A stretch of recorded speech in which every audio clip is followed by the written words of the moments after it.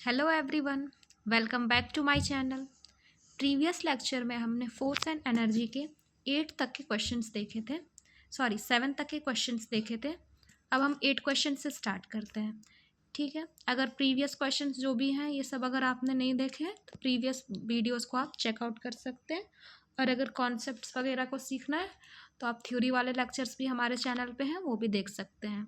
अगर हमारे हमारे और हमारे नहीं देखे हैं तो कहीं से भी बस देख कर पढ़ लें, फिर क्वेश्चंस करने आए सॉल्व करने।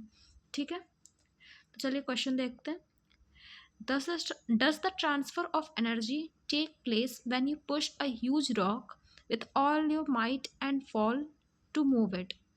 Where the energy you spend going on? ठीक है, तो इसका सल्यूशन देखते हैं। तो देखो यहाँ पर कह रहा है कि हमारी जो भी एनर्जी है वो जो भी does the transfer of energy take place, मतलब हमारी हमने कोई एक ह्यूज सा रॉक है, ठीक है, उसको हम अपनी पोजीशन से चेंज कराने की कोशिश कर रहे हैं। ठीक है, लेकिन वो चेंज हो नहीं रहा है। ठीक है, देखो फेल टू मूव इट, मतलब वो मूव नहीं किया।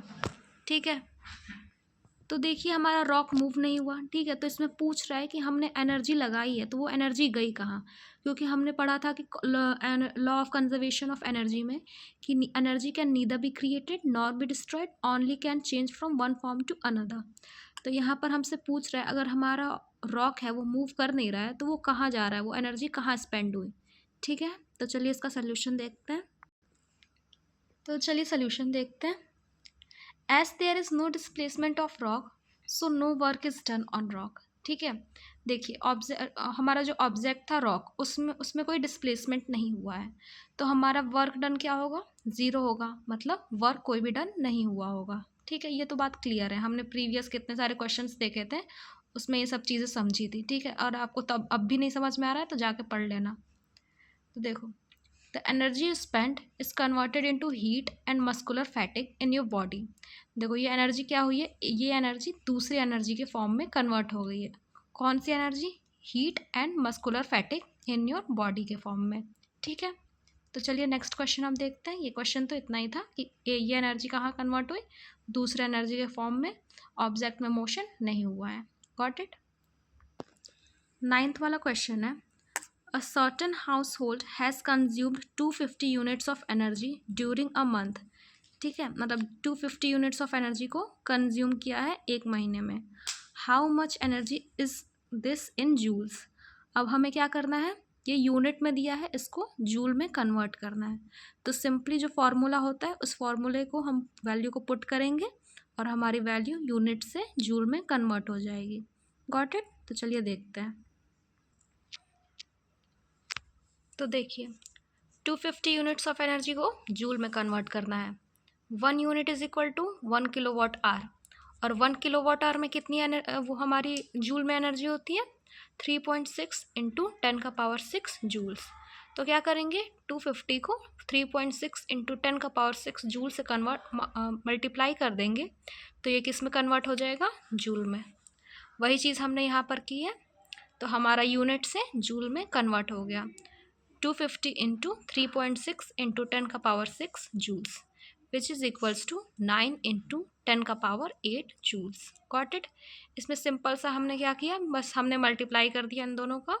ठीक है, और हमारा जूल में कन्वर्ट हो गया, ये यूनिट से जूल में कन्वर्ट हो गया। Got it. चलिए अब नेक्स्ट क्वेश्चन देखते हैं। 10th क्वेश्चन कह रहा है, an object of mass 40 kg is raised to a height of 5 metre above the ground. ठीक है, एक 40 kg का ऑब्जेक्ट है, उसको हमने 5 मीटर अबव ऑफ ग्राउंड रखा है, रेस किया है। ठीक है, what is it's potential energy, potential energy find out करनी है। तो सिंपली जो हाइट पे किसी को ऑब्जेक्ट को रखते हैं तो उसकी पोटेंशियल एनर्जी का जो फॉर्मूला होता है m/g/h, उसका यूज़ करके हम फाइंड आउट कर लेंगे पोटेंशियल एनर्जी। फिर कह रहा है, if the object is allowed to fall find its kinetic energy when it's half way down. अब देखो ऑब्जेक्ट को हम क्या कर रहे हैं, गिरा रहे हैं, मतलब मोशन हो रहा है, तब इसमें हमें क्या फाइंड करना है, काइनेटिक एनर्जी फाइंड करना है। और काइनेटिक एनर्जी तब फाइंड करना है जब ये हाफ वे, मतलब अपना आधा रास्ता चल लिया होगा, तब पता करना है हमारा काइनेटिक एनर्जी। ठीक है, तो चलिए देखते हैं। देखो क्वेश्चन में क्या दिया था, मास 40 kg, हाइट 5 मीटर, जी 9.8 मीटर पर सेकेंड स्क्वायर। ठीक है, ये वैल्यू आप लोग को याद रखनी है। पोटेंशियल एनर्जी फाइंड करना है, तो नॉर्मली हम अपना फार्मूला यूज़ करके फाइंड यहाँ पर करे हैं। और काइनेटिक एनर्जी जब हाफ वे चल लेगा तब। तो चलिए सोल्यूशन देख रहे हैं। Potential energy is equal to mass into g into h, which is equals to 40 into 9.8 into 5। Values को पुट किया और फिर हमें अपनी पोटेंशियल एनर्जी मिल गई। So this is our potential energy in joules. Now for kinetic energy when it is half way down.